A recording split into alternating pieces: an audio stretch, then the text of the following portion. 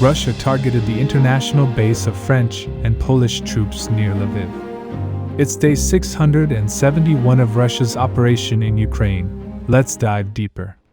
For the past several days, Russia has been carrying out massive long-range strikes against Ukraine, in which they use a whole range of missiles and drones. Recently, in one of these strikes, Russia struck an international training base near Lviv. If you remember, this base has been struck 2 times in the past. One in 22 and second time in 23. As you all know, lately there are more and more talks about potential deployment of French troops to Ukraine. One of the most believable theories is that French troops will be deployed to the western part of Ukraine. As a result, this will free up Ukrainian forces, which will then be transferred to the zero line, thus filling the gap. There are many unconfirmed reports which are shared by Russian sources that Ukraine has been preparing for this move. So Russian sources claim that strike on this training ground is directly related. Latest report says Russia struck this base in 2 stages. In the first stage, they launched a barrage of several cruise missiles. It is said despite Ukrainian air defense, 3 managed to get through. According to the Russian source, tens of NATO equipments were destroyed.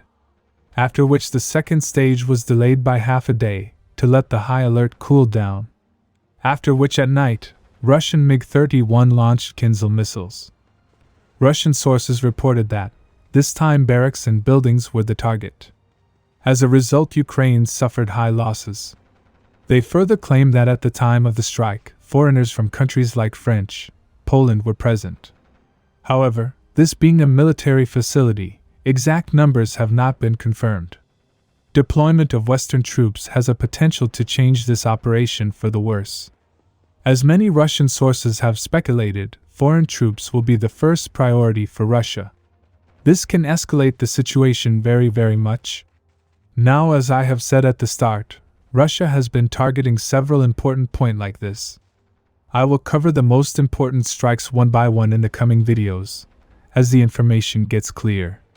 However, in response, Ukraine recently launched their own massive long-range strike on Crimea. Report says around 9 fighter jets from around Mykolaiv launched an attack using Storm Shadow and Neptune missiles. Target of this first wave was the Sevastopol.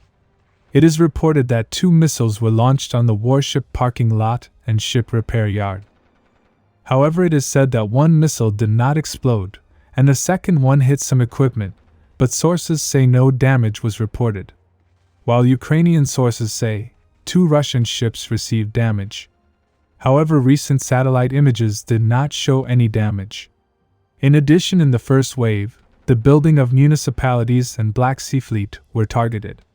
However, Russian sources claim at the time of the strike, no one was at the building. Another target was the training ground. However, it seems like the missile missed, as it fell very close to the training ground. No losses were reported.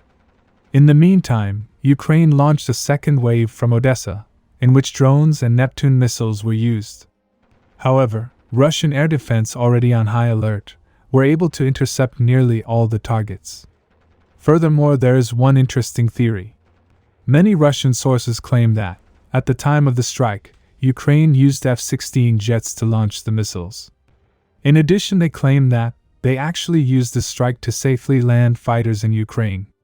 I remind you that this has not been confirmed. Subscribe for more frontline updates. Let me know your thoughts in the comments down below.